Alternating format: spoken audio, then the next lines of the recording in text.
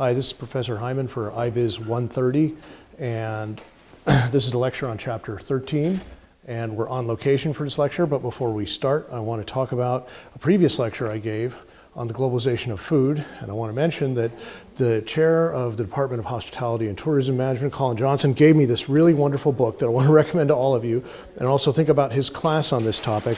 The book is called Cuisine and Culture, A History of Food and People. So if you really got turned on to the chapter on the globalization of food, or you're doing your project on food or something like that, you could consider this. This is written by Linda Civitelio, and it's the 3rd edition, and I'm in the process of reading this right now, and it's quite extraordinary experience, even though it's in fact a textbook.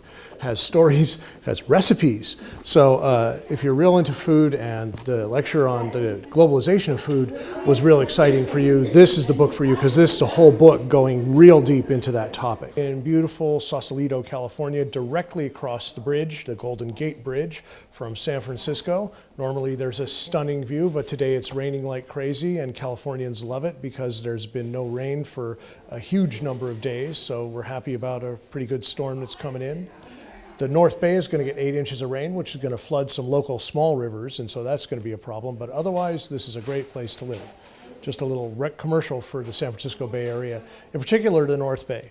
Let's talk now about Chapter 13 of Globalization, the Making of World Society, the Lechner book, and in particular what we want to talk about here, and I'm going to get to the page here, I believe it's page 275. I'm going to talk about this idea that they give this history of global justice in this chapter. So global justice, they say, is a movement, the GJM, that originated in Chiapas, Seattle, Porto Alegre, and Genoa. And then they unfold the stories of all these places and the various protests that occurred therein. And I want you to look carefully at that and understand the reading, because some of that stuff might be on the test.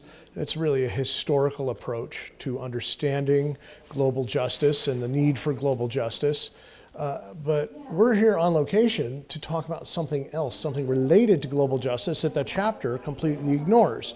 You recall that I talk about the chapter, but I don't lecture from the book so much. I sort of talk against the chapter in some ways, or I sort of rub against the chapter, if you want. Today I'm going to be doing more talking against the chapter as we talk about how the chapter limits itself to a discussion of the global justice movement and there's a real absence of constructive suggestions outside the very nihilistic impulse of tear it all down. That capitalism is a failure. We can't make capitalism and the developing world work in particular. That's a terrible failure. Capitalism and runaway corporatism, the focus of corporate interests instead of the focus on the consumer's interests. That is also a runaway phenomenon in modern 21st century capitalism. And so that the only solution, as Bello in the book suggests, is that you would tear everything down and start over, which is very infeasible in many ways, although there's a lot of bugs in the system. But today what we're going to do is we're going to look at some other stuff. Professor Hyman here, we're back again, this time with Yasmin Sani-Hay, who's an MBA candidate at San Francisco State University in the MBA program. And Yasmin is a civil engineer turned fashion design entrepreneur. And we discussed how I would frame that, because you're wearing actually a lot of hats right now. Would you say that's true? Yes, that's true. Kind of looking at the business from a design standpoint, so looking at it from the perspective of the designers, looking at it from a supply chain perspective, how do we get these independent designers from around the world global distribution, looking at it from the customer perspective, how do we address their needs. Okay, so tell us a little bit about the business model you have. How does Ziba work, in fact? So we are a curated marketplace. Our curators go out and find very unique items from around the world. We emphasize an element of locally inspired design, so something that highlights the local culture. We also champion quality manufacturing and locally made materials. So that's how we source the products. Once we've selected the designers that we work with, They are invited to showcase and sell their products through our marketplace to a global customer base. Oftentimes, it's the first time that they're able to reach a customer base outside of their home city or home country. And in exchange, we charge a small fee. Can you tell me a little bit about the countries that you're working with? Sure. Maybe we want to have a look at some of the products. Okay, that's a great idea. I think that's a really good idea. Let's. So we're starting out with a heavy focus on Asia, Africa, and Europe. Over here we have some items from Afghanistan, from Pakistan, from Lebanon, from Turkey, from Iran.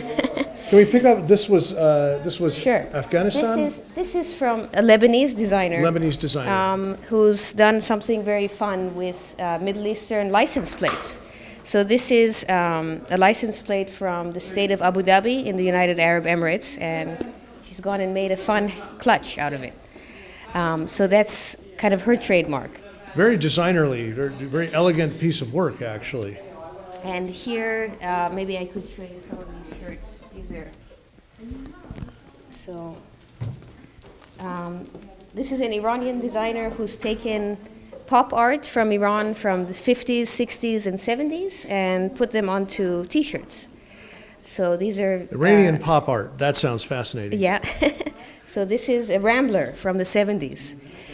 It's an advertisement for this car in Iran.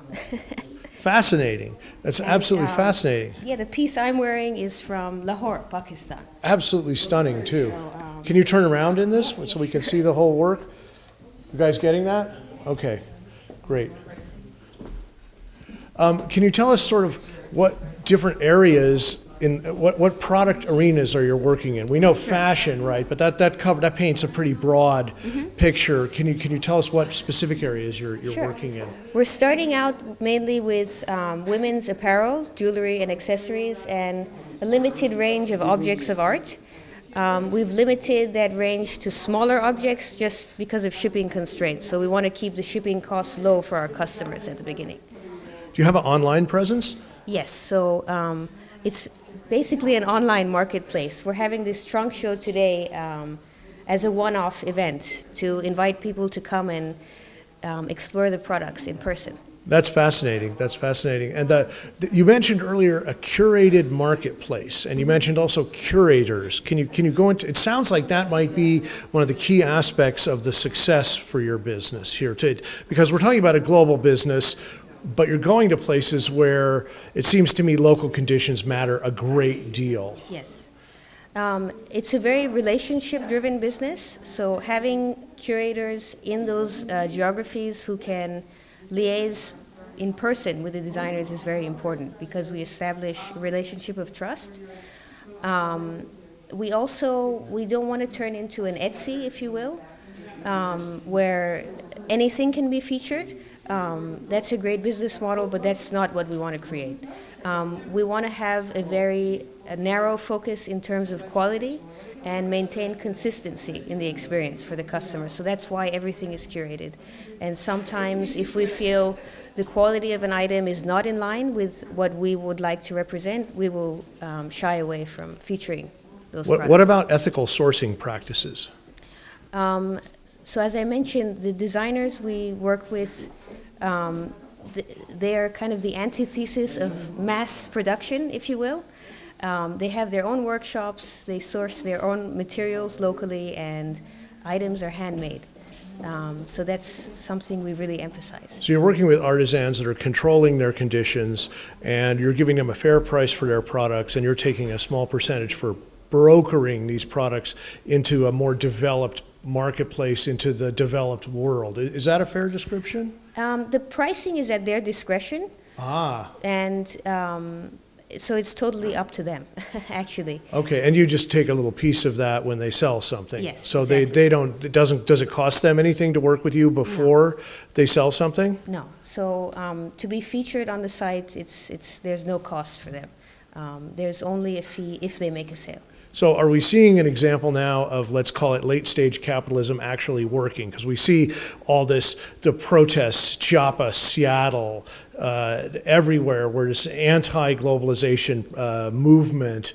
And do you think this is a way possibly forward that actually leverages capitalism for underrepresented peoples? I think so. I would agree with everything you're saying. And I would add that it's kind of a model to democratize the sale, marketing, and distribution of these goods. And it could be applied to other industries. So we're just looking at fashion here. Democratizing it in the sense that the small player can access any customer, just as the big retail outlets would be able to. So I think that's the wave we're going to see with e-commerce. So enabling that. My students are studying the chapter right now that I'm lecturing, I call it lecturing against a little bit. It talks a lot about the backlash against the globalization movement. Yet what I'm seeing here is an example of using globalization to bring benefits into the developing world in a concrete manner. And it's also rewarding the best designers, which I think is also, you have to admit that. there's a selection environment. There are people who are not getting chosen, but in any market, you expect the top people making the best goods, the most well-designed goods, and you're taking these and you're saying, let's bring these to the Western world where people will really pay for them. And now you're bringing opportunity and hope, which are big elements, I think, for the people in many of these countries. And you're bringing success and perhaps even an understanding of how capitalism can work for them, rather than saying we reject this model of doing business and we want something else. The students who have read the chapter could come away with a pretty negative impression of capitalism. And I'm here today because I think this is a very positive spin on late stage capitalism. This is a way to make it work for the underrepresented peoples of the world to a certain extent. And I think we'll see more of this. My sense is that you're how would you say it, a bellwether. You're leading the way, and you may not even know it yet. Have you a sense of your competition in this space? Let's talk about that for a sec. There's other players who are definitely offering a similar e-commerce model. So it's kind of flattening the way in which sales are done globally, let's say. So you could be an individual in Jaisalmer in India, and you can go and open an account on a number of these websites, and you can sell a number of things to people anywhere in the world.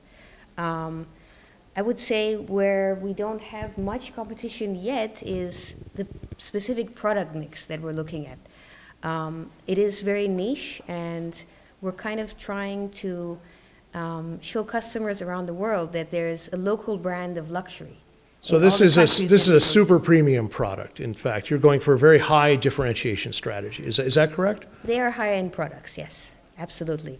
We want to communicate the fact that something that's hip and luxury doesn't necessarily come from the West.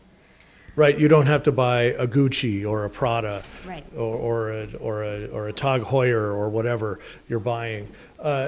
You're buying.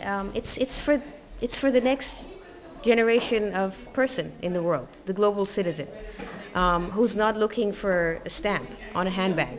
They're looking for a unique piece from an exotic place that tells a story. So that the item carries a story with it, not a label. So since you can't go personally and vet every single designer, your curators really matter. Is that, do you have a sense of that? Yes, absolutely. How do you choose your curators? I do vet them personally. Okay. At the beginning, I vetted all the designers personally. Little by little, I got to know some curators and developed relationships with them, and started working with curators in a few geographies. So, and you encountered some cross-cultural hiccups, some speed bumps along the way? Not with the curators, but with several other things. With the designers, then? With some designers, yes. Yes. With a number of things, as anyone would expect. There's going to be some hiccups. I want to thank you for taking the time to work with us here today and to help enrich the lives, hopefully, and the knowledge of IBUS130 students, undergrads, and also thank you for allowing us to view these wonderful pieces, and we're going to take a few minutes and do a few close-ups, I think, on some of the truly standout pieces that the crew identifies. Thank you. Yasmin Sanihé is still with us, and we're really grateful to have her here. And I asked her if there were some outstanding pieces or a piece in the collection that she's showing today at the Trunk Show here in Sausalito, California, that she might be interested in showing us, showing our audience. It's kind of an example of something that's really an amazing piece of artisanry that came to her through her international supply chain. And so, Yasmin, why don't you tell us about what we have here? I've selected this piece, this neck piece, by Anita Kwanzaa, who's a Nigerian Ghanaian designer. I selected this one because I think it speaks very much to the diverse aesthetic and kind of travel experience that we're looking to share with people coming here today. She hand makes every piece. Sometimes they take a few months to make. There's thousands of beads at times which go into them. She sources all of the beads and feathers from Nigeria and sometimes other neighboring countries. And what makes it very personal is that she always uses some family heirloom, so something from a piece of her grandmother's jewelry, which she incorporates into the piece, making it very So you're actually, personal. it's a heritage piece, every piece, and it So incorporates somebody else's life. I thought Professor Hyman could try it on so that the students can see what it looks like. Absolutely, why not? Okay, so you're going to have to help me here. Okay, you just wrap this around your neck. Okay, okay. Yeah. Like so? Yes, like Yes, so, yeah. okay, wow, and this is the front. Oh, Yeah. okay, we got my glasses straight. Okay.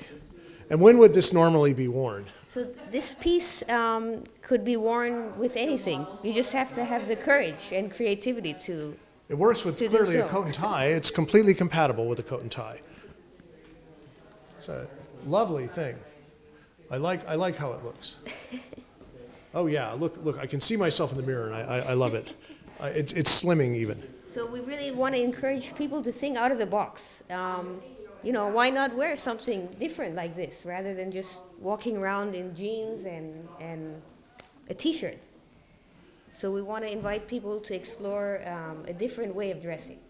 It's absolutely fascinating. And we'll take a few shots of some of the other really forward-thinking jewelry that has come from everywhere. This is like almost like fusion jewelry, clothing sort of thing. Yes. And there's some stuff that's in a more traditional format, a necklace, for example, or a bracelet. And we'll also take a few shots of those so you can see what's coming out of these amazing designers that you're sourcing here. It's fascinating business because what is essentially going on here, yes, there's product involved, but what's being sourced is design sensibility or design aesthetic, if you will, in its purest form.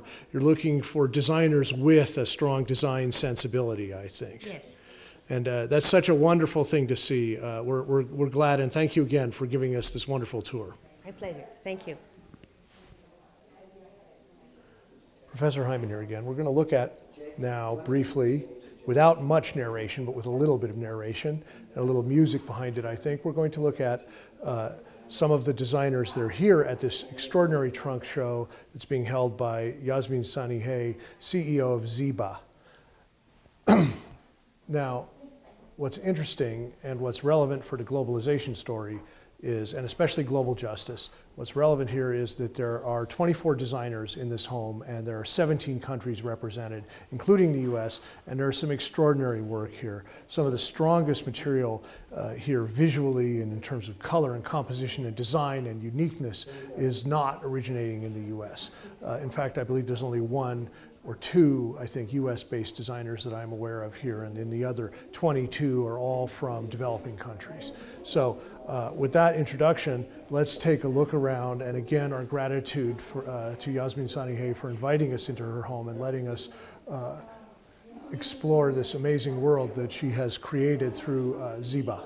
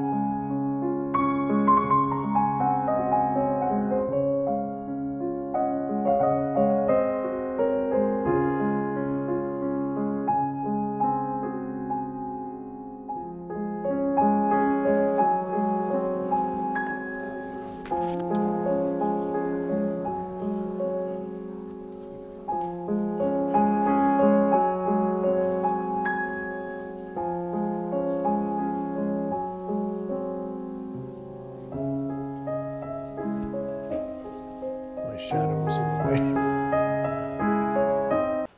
Also from the UAE, stunning colors.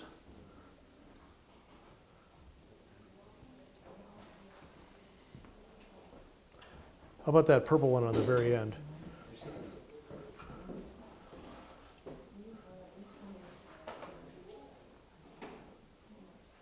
Wow, look at that thing.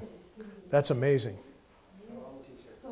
Attention to detail, level of original artisanry on the front and the back. Extraordinary material. And in San Francisco State purple.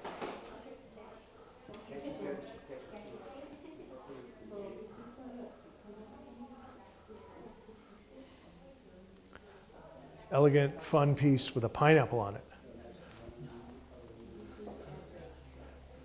Those are all UAE. Let's take a look at what's from a couple of the other countries here.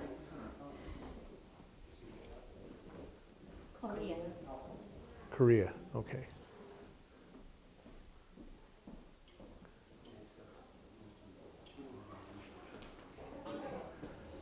Also Korea, beautiful graphic. Very international aesthetic.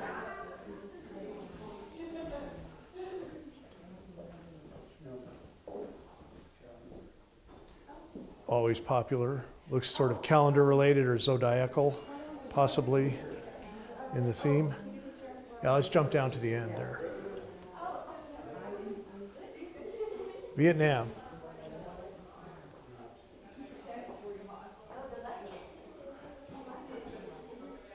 Wow.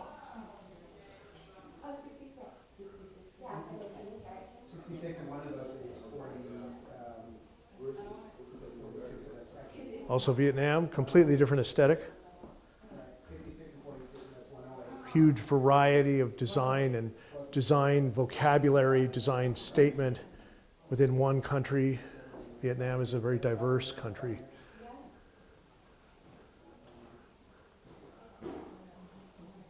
Wow, look at that one. Beautiful material. Looks like a silk painted dress.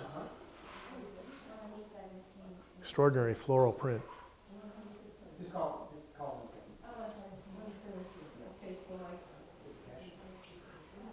Thank you, Yimu. Yasmin Sanihei, thank you for sticking around. And we were just wandering around and we said, we don't know what's going on with this particular artistry. Can you tell us a little bit about it? And so thank you again. We're over here in the Objet d'Art corner of the trunk show. And these are some of the more interesting pieces. They're antique Chinese perfume bottles. And what's very interesting about them is that when the glass is set, afterwards, the miniature painting that you see is actually painted from the inside. So it requires very unique craftsmanship. And in fact, these are no longer made because the craft died. It didn't live on through any artisan. So that's why these two pieces are very special. It's extraordinary workmanship. And the visual nature of it, you're getting in here pretty close, I think, huh? It's really amazing. The lid comes off and you have a little perfume in there. Mm-hmm. Extraordinary, truly extraordinary. Can I quickly divert you down to these? I believe these are clocks here. Is that correct? These are antique Chinese compasses. Compasses. Okay, yes. Oh, had it completely wrong. And then these are some lacquer Let me jump items. in here. Sorry. These are some lacquer items from Thailand. Actually, all the furniture is Thai too. Awesome. This is a tremendously visual collection.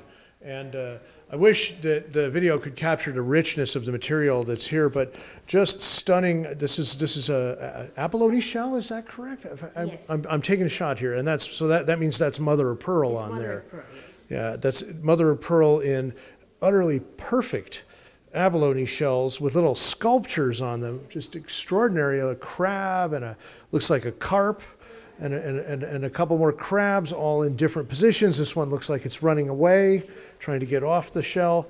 Just some extraordinary work. Again, thank you for taking the time to describe some of these objets d'art for us. Thank you. Hi, just a few wrap-up thoughts for chapter 13, the final chapter in our book. And I want to remember to sit up straight this time while I'm talking, because this is a wonderfully comfortable couch and there's a real temptation to relax into it.